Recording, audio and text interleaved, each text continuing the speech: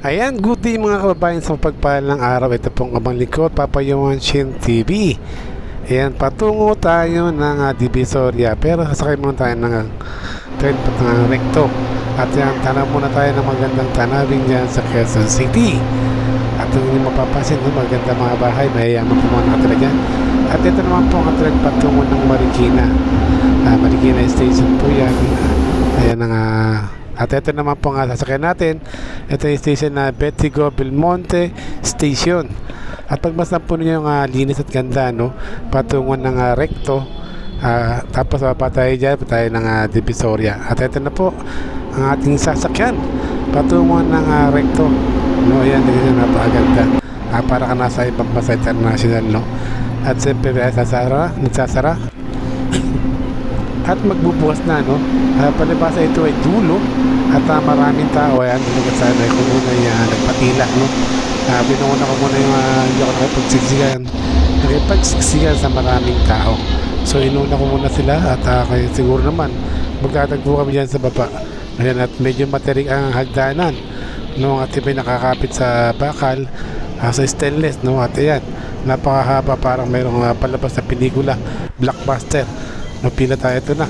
Nakalabas na tayo sa may pinaka main entrance ng exit, no? At siyempre bababa tayo rito. Ayan, at medyo patirik pa ulit itong hagdanan, no? Dito wala masyadong nakapila sa gitna. At ang iba sa gilid lang ang kapitan. Ayan, at meron. At pagmasdan niyo, siyempre sakay tayo ng tricycle. Ito na, nakasakay tayo ng tricycle. At pagmasdan niyo dali ng traffic, no? Tuloy-tuloy at napaganda at napakatahimik ng papunta ng Divisoria Recto, no? Recto to Divisoria. At dito tayo sa Tutuban, no? Tutuban na area kung saan Ilaya, Tutuban Ilaya, tapos sa Yuman. Ayan, ito yung kumbaga sa ito yung mga ilan sa alam ko lang na lugar dito sa Divisoria. Pumamasin dati ito nga kaliwa ko yung grabe ang vendors dyan, no? Kabigat-bigat niya, pero tingnan niya, napakalugat, napakalinis at napaka-isadali ng trapiko. Kaya ito yung peak season, no? Araw to ng Merkules. Tayo ay namasyal dito at talagang tingnan nyo, kahit na mainit, hindi ka na mahirapan na maglakad-lakad. At ang mga masasakyan nakakadaan na, nakalakad ng mga tao, hindi na mahirap kumaliwat kumanan masakyan dahil na maluwag nga, no? Ultimo mga nangangalakal yan, pagmasdan niya sila ay tahimik na makaisa sila nakakapaghanap buhay na hindi sila nahihirapan sa kanilang pag-atak ng mga paninda na yan. At talagang napakabigat din yan mga kababayan. Kung isipin ninyo, kung dati traffic, hirap sila magtulak yan, may 2-3 nakalalay, pero may isa na lang, okay na. At itong mga pedicab na bisikleta, mga pajak, ayan, paano po yan sila na maayos. Yun nga, siyempre pabawalan pa rin sila kung minsan, no? At hindi na yun, napakalinis, walang talo ng talagang makikita ng iba na pinagkaiba ng Divisoria sa ngayon, no? Hindi na katulad dati na nahihirapan ka maglakad, sumakay, di ka aabot diyan. Ngayon na makaabot ka na, makasakay ka na, makapamili ka pa ng maganda, no? At etong Ilaya, no?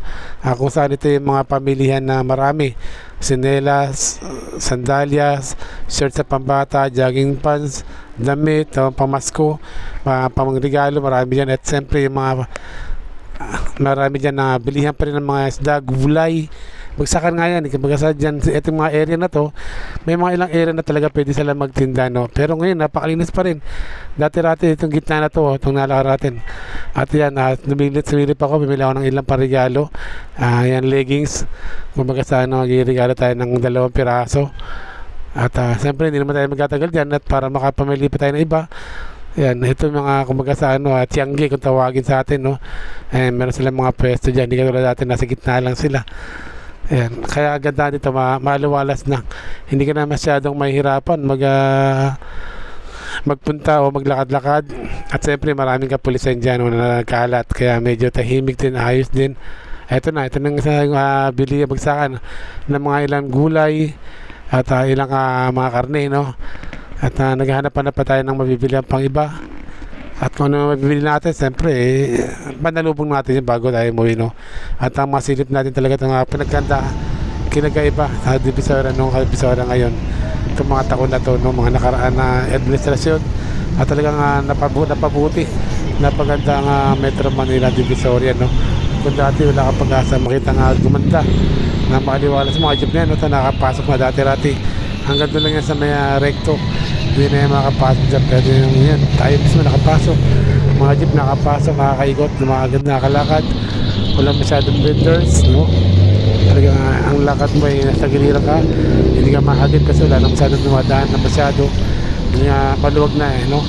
Dati nandiyan sa area na nakalakaran natin ito, mga hindi ka makalakad, may mga nakabalatan ng sakyan, kung ano mga nakalagay dyan na paninda. Nung ngayon meron na silang mga area kung saan pwede sila magtinda, malaya sila magagawa ang kanilang ginagawa sa pagtitinda, no? Basta panatili nila malinis, maganda maayos ang mga area na kanilang pwesto, para nasa hindi sila masita, wala silang masyadong aberya sa kanilang paghahanap buhay, no? At yan, nakabili tayo na ilang paninda natin. Pag-uwi tayo, patungo na tayo ng Cubao. Silipin naman natin ang northbound, no? Southbound tayo kanina, hindi naman northbound tayo, pag-uwi tayo.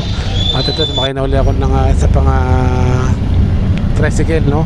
Agad na dito may trend na, may tricycle at meron ng minibus, no? Na hindi ka na masyadong mahirapan sa pagbiyahe kasi naka-aircon. Kung mag-jeep ka, mag minibus ka na lang, may minibus pa naman dyan. Yan, at tayo may nakita nga minibus dyan.